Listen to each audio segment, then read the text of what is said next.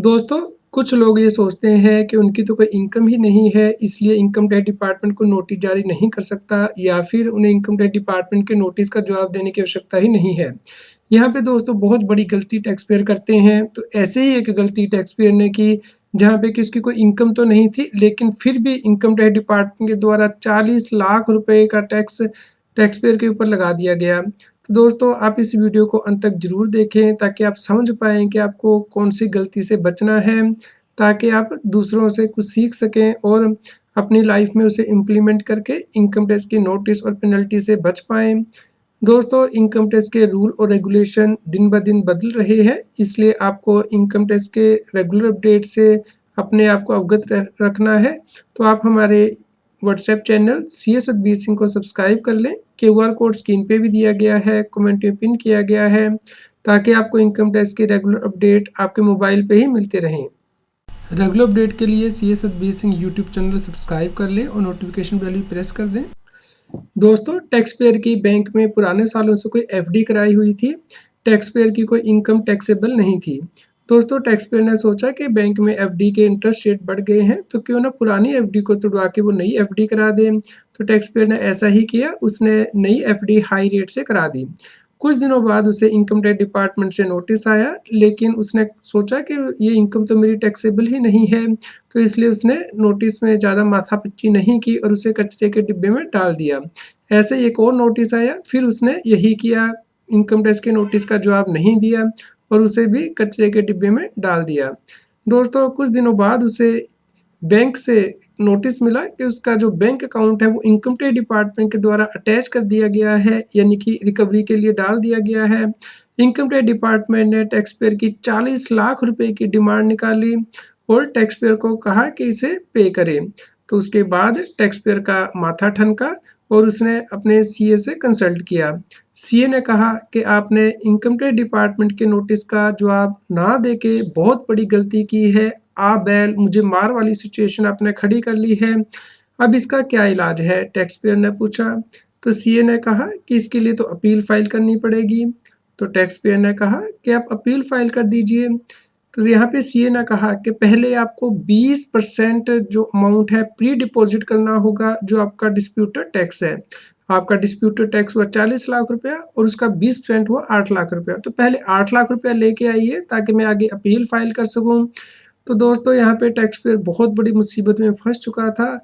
एक छोटी-सी गलती की वजह से उसे इतनी बड़ी सज़ा मिल रही थी। तो चलिए दोस्तों हम आपको ये पूरा केस समझा देते हैं और दिखाते हैं कि इनकम टैक्स के नोटिस कैसे आते हैं, क्योंकि जिसके ऊपर बीती है उसे ही पता होता है कि इनकम टैक्स डिपार्टमेंट के चंगुल से बचना कितना मुश्किल है। तो इसीलिए हम डेली आप तक इनकम टैक्स की न्यूज़ पहुँचाते हैं ताकि आप अवेयर हो पाएँ कि इनकम टैक्स डिपार्टमेंट क्या कार्रवाई कर सकता है, तो आप उससे बच पाएँ। इनकम टैक्स की असेसमेंट का प्रोसीजर बता देते हैं। जब इनकम टैक्स डिपार्टमेंट नोटिस जारी करता है, उसके बाद असेसमेंट ऑर्डर पास करता है। तो जब ऑर्डर पास करता है दोस्तों, उसके अंतर्गत बताया जाता है कि कौन-सा केस था, उसमें क्या डिस्कस किया गया है, टैक्स पेयर की कहाँ से इनकम हुई है और उसके ऊपर कितना टैक्स बना है।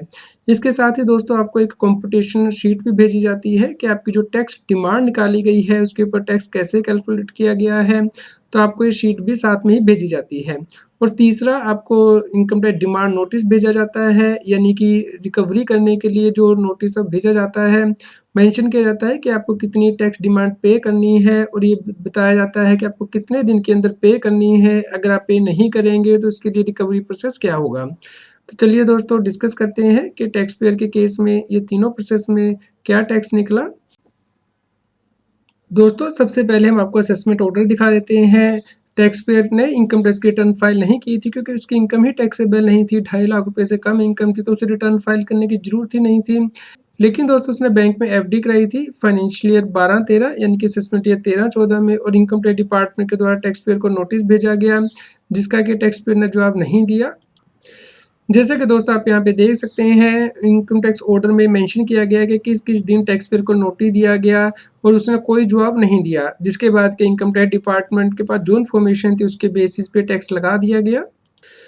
दोस्तों जैसा कि आप यहाँ पे देख सकते हैं, टैक्स पेयर ने बैंक में एफडी कराई थी, लेकिन इसका सोर्स टैक्स पेयर ने एक्सप्लेन नहीं किया कि उसने जो एफडी कराई है वो तो उसने पुरानी एफडी मैच्योर करवाई थी या तुड़वाई थी, उससे नई एफडी कराई है, बस इतना ही टैक्स पेयर को बताना था। लेकिन टैक्स पेयर ने क्योंकि इनकम टैक्स के नोटिस का जवाब नहीं दिया, तो यहाँ पे इनकम टैक्स ऑफिसर ने अज्यूम कर लिया कि टैक्स पेयर के पास कोई जवाब ही नहीं है इस एफडी का, तो इसलिए उसने इसे अनएक्सप्लेन्ड इन्वेस्टमेंट है वो मान के इसके ऊपर टैक्स लगा दिया। दोस्तों यहाँ पे हम आपको बता देते हैं कि यदि आपकी अनएक्सप्लेन्ड इन्वेस्टमेंट होती है तो आपको 60% टैक्स, 25% सरचार्ज, 4% एजुकेशन सेस और 10% पेनल्टी पे करनी होती है। नॉर्मल स्लैब रेट से आपका टैक्स नहीं लगता है। तो दोस्तों उसके बाद इनकम टैक्स की कैलकुलेशन की गई और पेनल्टी की प्रोसीडिंग भी यहाँ पे लॉन्च की गई। तो दोस्तों आप यहाँ पे देख सकते हैं असेसमेंट ऑर्डर में बताया गया कि टैक्स पेयर ने रिटर्न तो फाइल नहीं की है, लेकिन उसकी अनएक्सप्लेन्ड इन्वेस्टमेंट है और अदर सोर्सेज से यानी कि एफडी के इंटरेस्ट इनकम से उसकी इन्वेस्टमेंट है, उसकी इनकम है। तो इस प्रकार टोटल इनकम 46 लाख रुपए निकाली गई और पेनल्टी प्रोसीडिंग भी लॉन्च की गई। तो चलिए दोस्तों अब देखते हैं कि इस 46 लाख के ऊपर कितना टैक्स जो है वो बनाया गया, जो कि आपको कंपटीशन शीट से पता चलेगा। कंपटीशन शीट यहाँ पे आप देख सकते हैं कि टैक्स पेयर की जो अदर सोर्सेस इनकम है वो इनकम टैक्स डिपार्टमेंट ने मानी। इसके अलावा जो अनएक्सप्लेन्ड इनकम है यानी कि जो स्पेशल रेट से चार्ज की गई है वो इनकम यहाँ पे मेंशन की गई है। तो इस प्रकार 46 लाख से ज़्यादा की इनकम पे टैक्स की कैलकुलेशन दी गई है।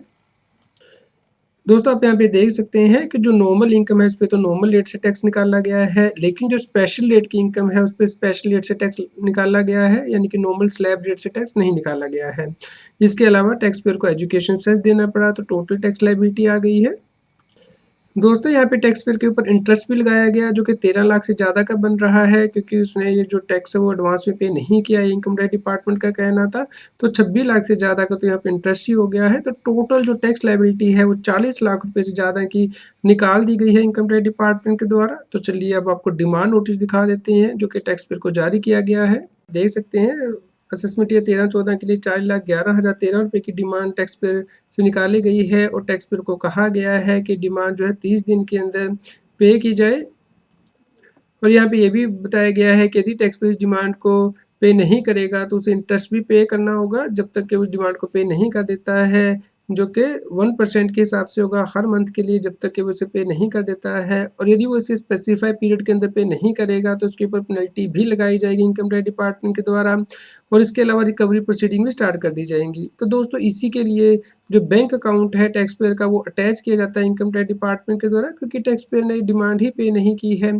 तो इसलिए अब टैक्स पेयर को या तो अपील फाइल करनी है इसके अगेंस्ट और स्टे ऑफ डिमांड के लिए करना है अप्लाई। तो दोस्तों हम आपको दिखा देते हैं कि डिमांड आपकी कहाँ पे आती है इनकम टैक्स के पोर्टल पे। दोस्तों आपको इनकम टैक्स के पोर्टल पे लॉगिन करना है, उसके बाद पेंडिंग एक्शन में जाना है। यहाँ पे रिस्पॉन्स टू आउटस्टैंडिंग डिमांड पे आप देखेंगे कि जो टैक्स पे की डिमांड निकाली गई है इनकम टैक्स ऑफिसर के द्वारा वो यहाँ पे आप रिफ्लेक्ट होगी। दोस्तों यहाँ पे आप देख सकते हैं 35 लाख से ज़्यादा की डिमांड टैक्स पेयर की खड़ी है, क्योंकि टैक्स पेयर ने कुछ पैसा प्री डिपॉजिट का जमा किया था तो उससे कुछ डिमांड एडजस्ट कर ली गई है। बैलेंस डिमांड अभी भी पेंडिंग है और इसके ऊपर दिन ब दिन जो इंटरेस्ट है वो भी चार्ज किया जा रहा है, क्योंकि जब तक टैक्स पेयर इस डिमांड को पे नहीं कर देता है तब तक का इंटरेस्ट भी उसे पे करना होगा। तो दोस्तों इस प्रकार आपको इनकम टैक्स की न्यूज़, इनकम टैक्स के नोटिस को बहुत ज़्यादा सीरियसली लेना है, क्योंकि छोटी सी गलती की वजह से इतनी बड़ी डिमांड टैक्स पेयर की खड़ी हो जाती है और उसके लिए एक बड़ी मुसीबत आ जाती है इतने पैसे को अरेंज करना। और अपील फाइल करने के लिए भी आपको कम से कम 20% अमाउंट चाहिए ताकि आप प्री डिपॉजिट कर सकें।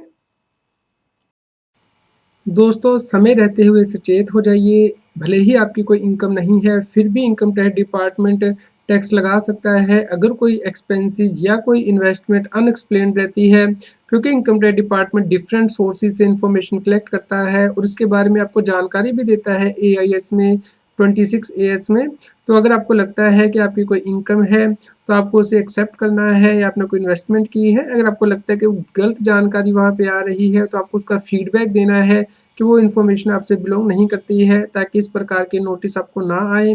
रेगुलरली आपको इनकम टैक्स की वेबसाइट पे जाके चेक करना है कि कोई कोई नोटिस तो नहीं आया इनकम टैक्स डिपार्टमेंट की तरफ से। दोस्तों क्या आपको भी कभी इनकम टैक्स डिपार्टमेंट से नोटिस मिला है? आपकी क्या चिंता है इनकम टैक्स के नोटिस को लेके? इसके बारे में हमें कमेंट करके ज़रूर बताएं और इस वीडियो को ज़्यादा से ज़्यादा लोगों तक शेयर करें ताकि वो इस प्रकार की मुसीबत में ना फंसें और पहले ही अपनी तैयारी करके रखें और इनकम टैक्स के नोटिस का जवाब दें। इनकम टैक्स की और अधिक जानकारी के लिए आप CS बेसिक यूट्यूब चैनल पे जाके प्लेलिस्ट में जाके टॉपिक वाइज प्लेलिस्ट देख सकते हैं कि इनकम टैक्स में कौन से नए बदलाव हो रहे हैं, जैसे कि इनकम टैक्स अपडेट के अंतर्गत या फिर डायरेक्ट टैक्स कोड के अंतर्गत। रेगुलर टैक्स अपडेट के लिए इस चैनल को सब्सक्राइब करें। आप हमें टेलीग्राम ऐप CS बेसिक टैक्सिल पे ज्वाइन कर सकते हैं ताकि आप GST और इनकम टैक्स के रेगुलर अपडेट अपने मोबाइल पर ही प्राप्त कर सकें।